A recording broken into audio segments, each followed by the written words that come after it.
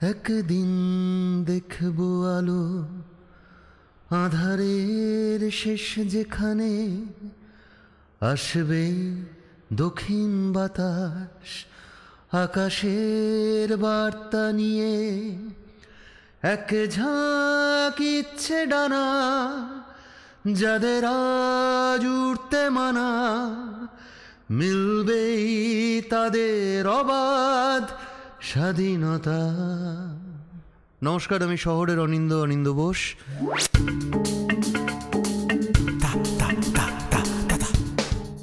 এই community radio সম্বন্ধে বলতে গেলে প্রথমেই বলতে হয় যে আমি নিজেও যাদবপুর ইউনিভার্সিটির স্টুডেন্ট ছিলাম, কম্পিটিটিভ লিটারেচারের ছাত্র ছিলাম আমি।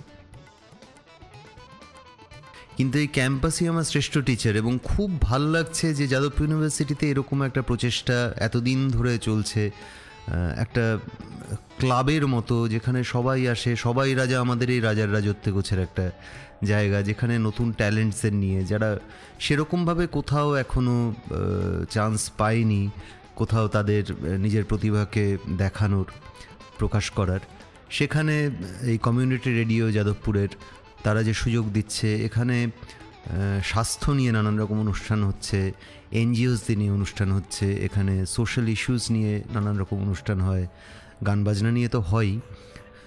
আমি সবাইকে শুভেচ্ছা জানাচ্ছি। আমি চাই যারা যারা শ্রোতা বন্ধুরা আছো তারা এই যাদবপুর কমিউনিটি রেডিওর শুনো এবং এর কথা বন্ধুদের বলো, শুনিও। আমার তো ভীষণ ভালো লাগে যাদবপুরের কমিউনিটি রেডিও 90.8 মেগাহার্টসে যে অনুষ্ঠানগুলো হয়, সবাই শুনো কিন্তু। ভালো থেকো, নমস্কার।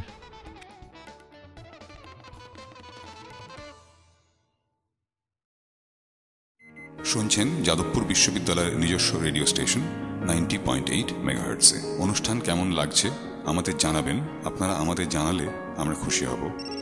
2414-6060 2414 6060 2414-6060 2414 6060।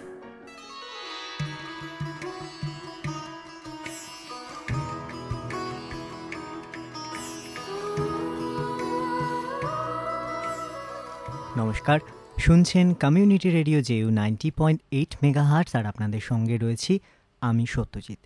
রয়েছি মুখোমুখি অনুষ্ঠানে, আর আজকে মুখোমুখি এমন এক ব্যক্তিত্বের যার মুখোমুখি আমরা প্রত্যেকেই প্রতিদিনই হয়ে থাকি টেলিভিশনের পর্দায়, এবং বলাই বাহুল্য যার ব্যক্তিত্ব, যার কণ্ঠস্বরে যার মানসিকতায় আমরা প্রত্যেক দিন মনে হয় নতুন করে তাকে স্যালুট জানাই, এবং যার সামনে বসে রূপলী পর্দার মানুষ থেকে শুরু করে সমস্ত রাজনৈতিক দলের নেতা নেতৃত্ব এবং সান্ডাগুন্ডারা পর্যন্ত প্রচুর হোমওয়ার্ক করে নেয়, এমন এক মানুষের সামনে আমি বসে। সুতরাং আমিও খুব নার্ভাস তার ইন্টারভিউ নিচ্ছি। নামটা বললেই আপনারা বুঝবেন, সাংবাদিকতা জগতের প্রথম সারির প্রথম নামটি বললে তারপর আর কিচ্ছু বলার থাকে না।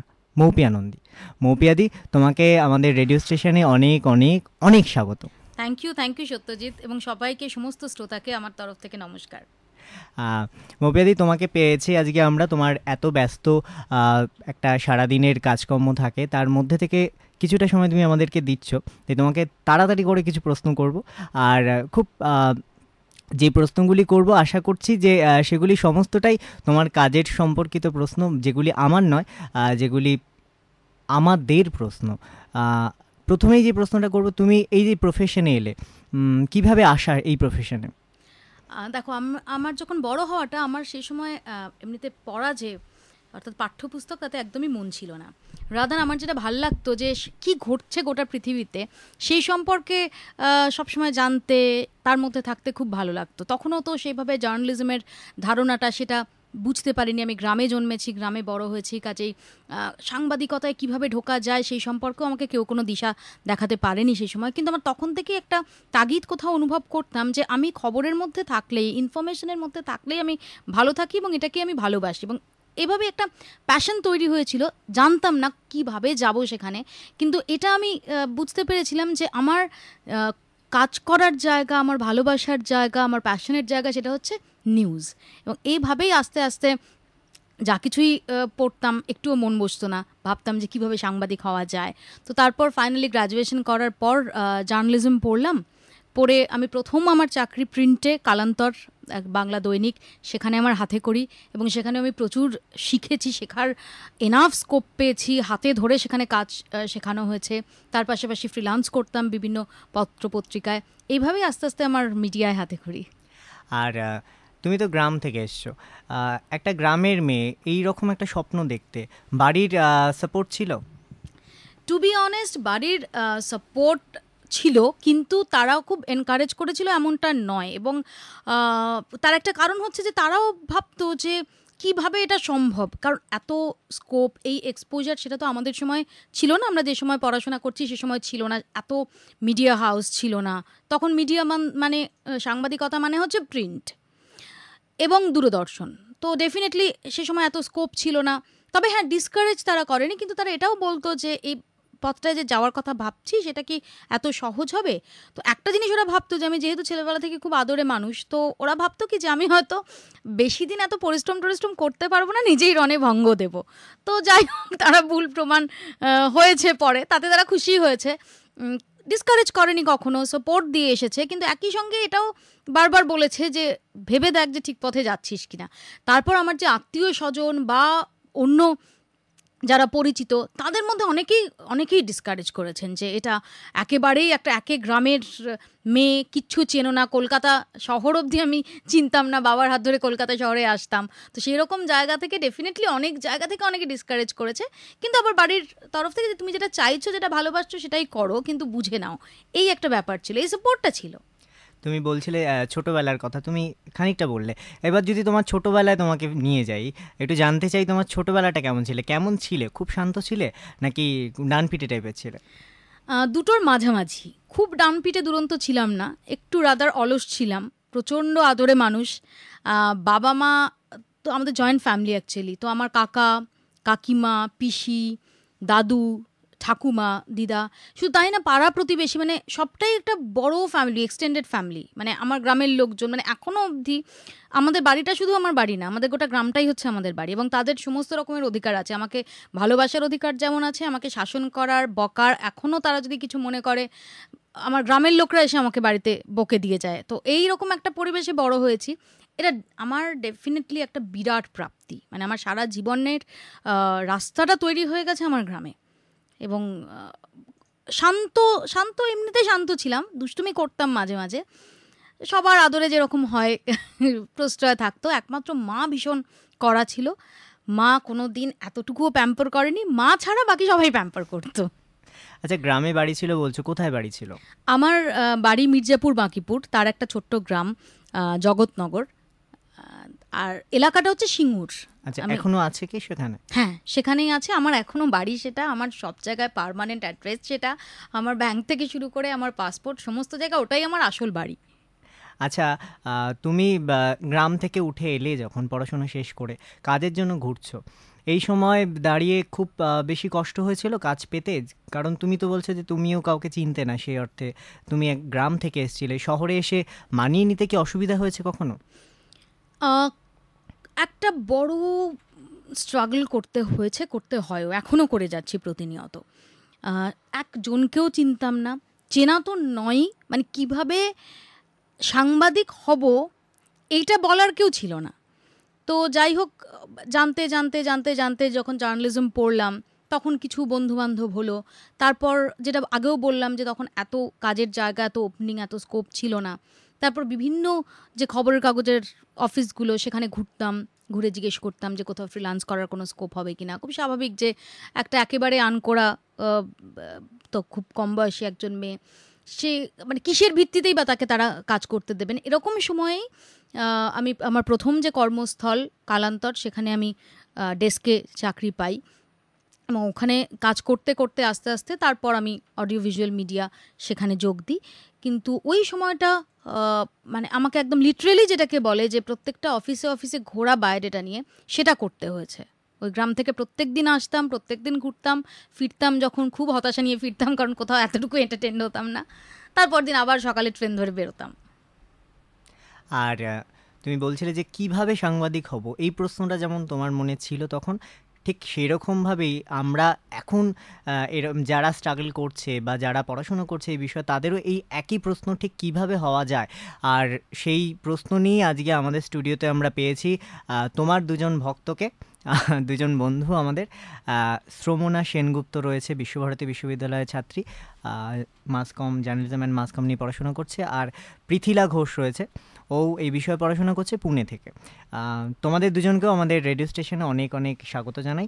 আর তোমরা পেয়েছো আজকে তোমাদের কাছের মানুষ, তোমাদের স্বপ্নের মানুষকে, যা তোমাদের যা প্রশ্ন আছে আজকে জিজ্ঞেস করে নিতে পারো। শ্রমনা, বলো তুমি শুরুটা কিভাবে করব, মানে এখন সবে আমরা পড়াশোনা করছি, পড়াশোনার পরে আমাদের সেরকম তো এখনও আমরা জানি না যে এই দুনিয়াটা কীরকম, জাস্ট টিভিতেই যা দেখা।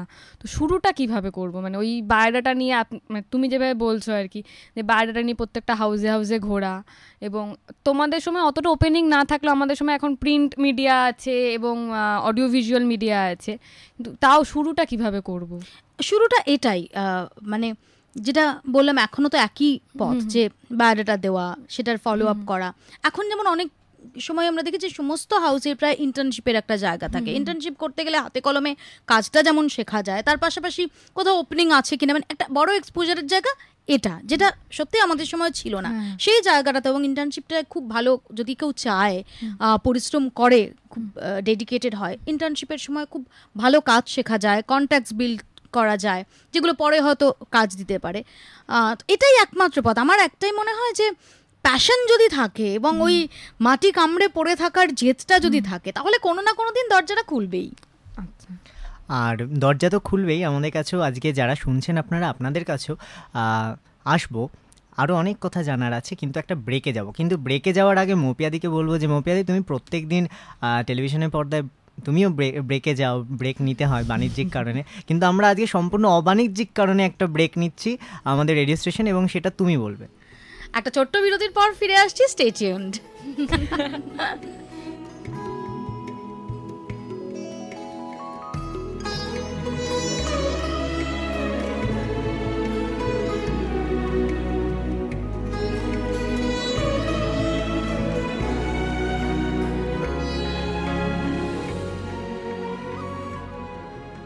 ডাকছে আকাশ, ডাকছে বাতাস, ডাকছে মাঠের সবুজ ঘাস, ও ছেলেরা খেলা ফেলে শুধুই কেন পড়তে যাস?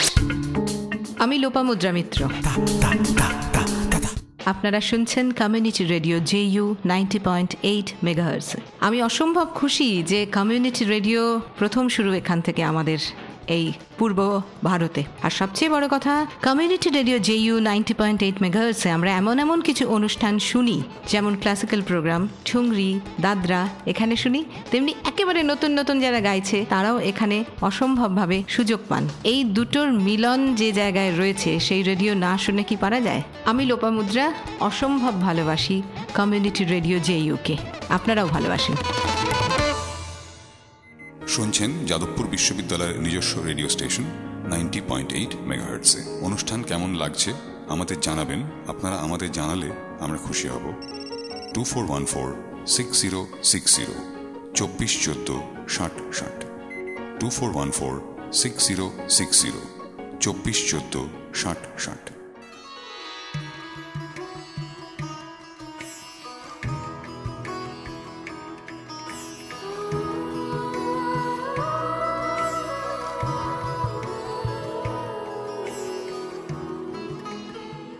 ফিরে এলাম বিরতির পর।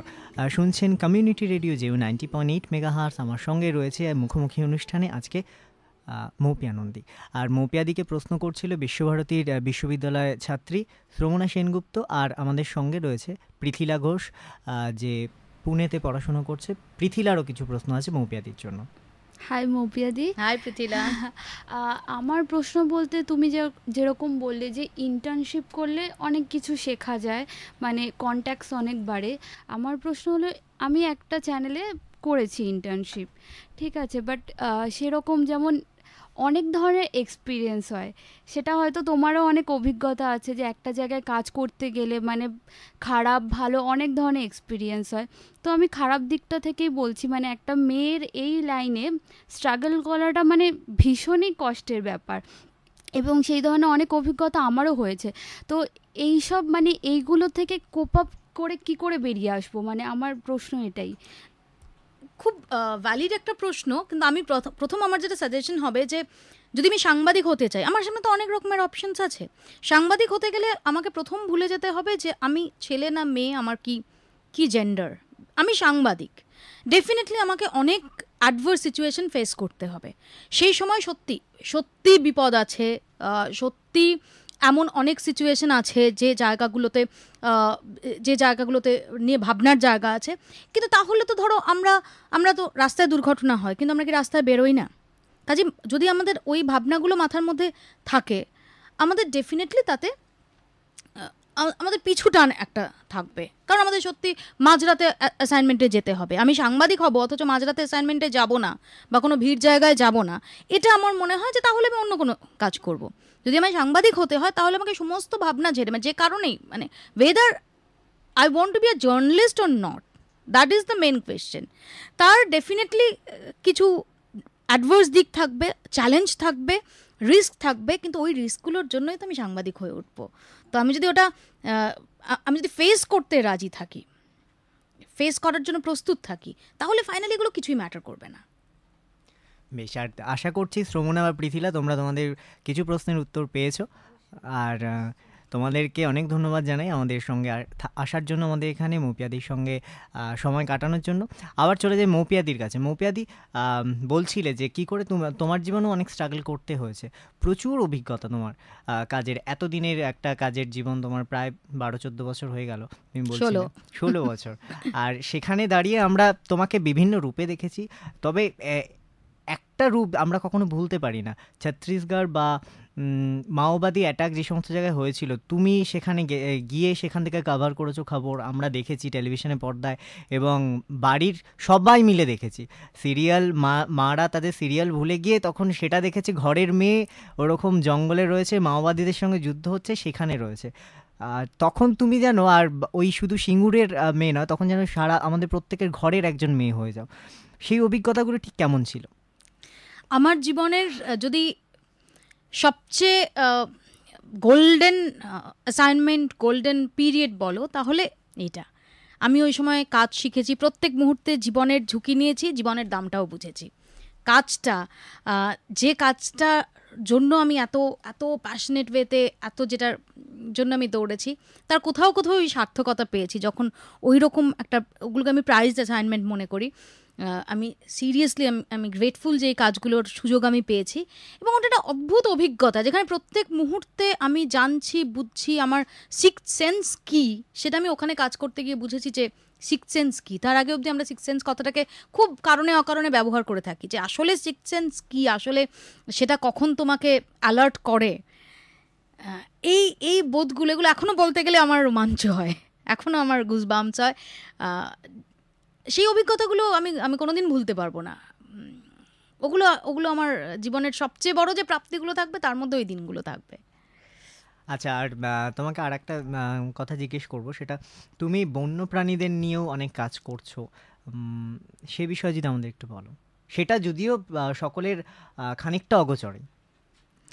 হ্যাঁ, কারণ খুব সম্প্রতি মিডিয়ায় এই বন্যপ্রাণ বলো বা এনভায়রনমেন্ট বলো, এগুলো এই মুহূর্তে খুব গুরুত্ব পাচ্ছে, কিন্তু কিছুদিন আগেও সেইভাবে গুরুত্ব পেত না।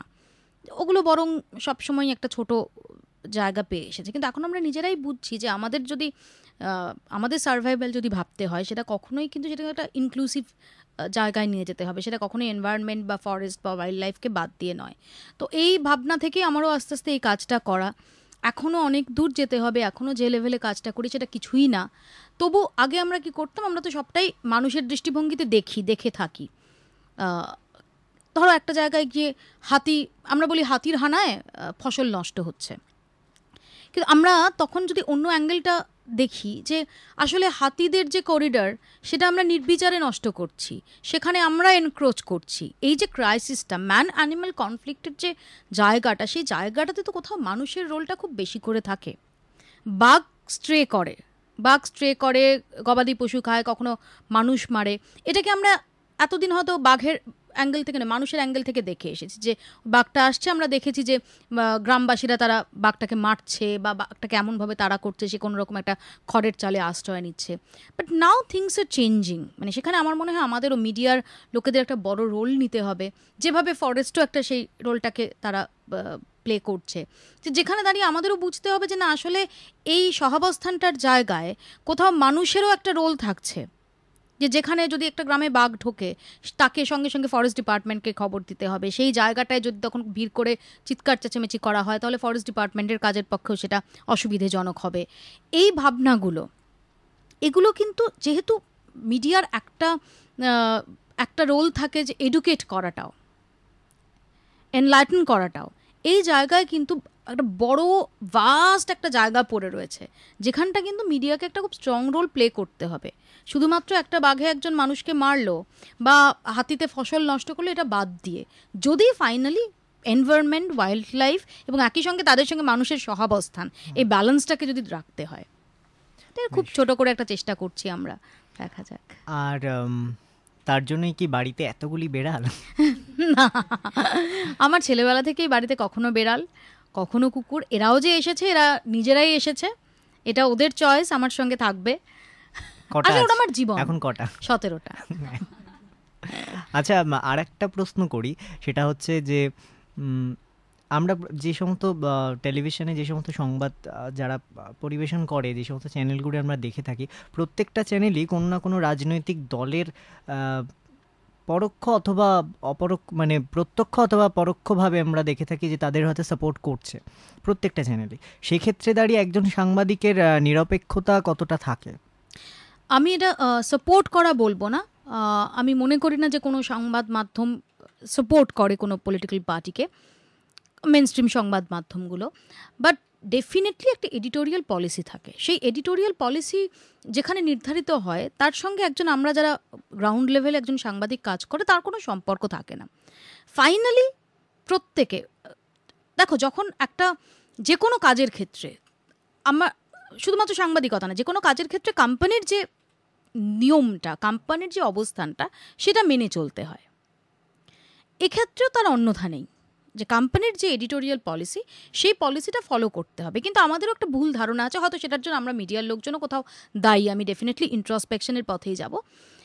ইনফরমেশন কিন্তু ভুল থাকে না, যেটা থাকে হয়তো তার যে অ্যানালিসিসটা থাকে, সেই অ্যানালিসিসের জায়গায় হয়তো এডিটোরিয়াল পলিসি অনুযায়ী অ্যানালিসিসটা কোথাও একটু ডিফার করে এক চ্যানেল থেকে আরেক চ্যানেল বা এক কাগজ থেকে আরেক কাগজে, কিন্তু ফ্যাক্টস অ্যান্ড ফিগার্স এই জায়গাটায় কোনো কম্প্রোমাইজ করা হয় না।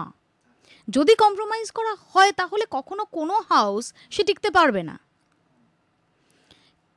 কিন্তু একটা ধারণাই আছে যে বোধহয় একটা চ্যানেল বা একটা কাগজ সে সমস্ত কিছু ভুলে একটা পার্টির, যে কোনো পলিটিক্যাল পার্টি তার যে পারপাস সেটা সার্ভ করছে, এটা নয়।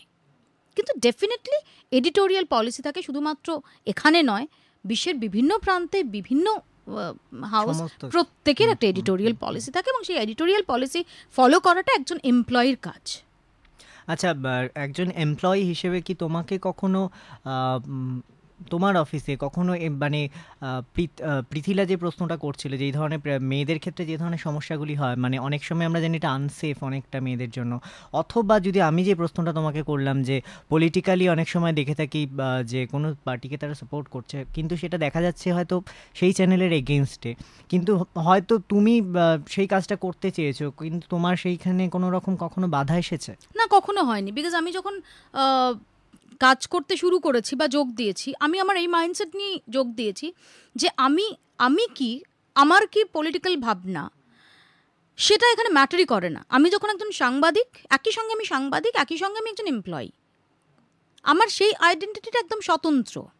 ডেফিনেটলি আমাদের তো ধরা যাক আমি পলিটিক্যাল পার্টি ছেড়ে দিলাম, ধরা যাক ইস্টবেঙ্গল মোহনবাগান ম্যাচ, প্রত্যেক সাংবাদিকের তো একটা কোনো দিকে একটা ভালোবাসা থাকবে, কিন্তু যখন সে সাংবাদিক তখন তাকে সেই সত্তাটা ভুলে যেতে হবে। সে মোহনবাগান সাপোর্টারও না, সে ইস্টবেঙ্গল সাপোর্টারও না, তাকে সেই মুহূর্তটায় সে হচ্ছে একদম নৈর্ব্যক্তিক একটা অবস্থানে থাকছে। এটা যদি নিজেকে বোঝানো যায়, আসলে আমরা নিজেকে বোঝানোটা সবচেয়ে ইম্পর্টেন্ট, এটা যদি নিজেকে বোঝানো যায় এখানে কোনো অসুবিধা হয় না।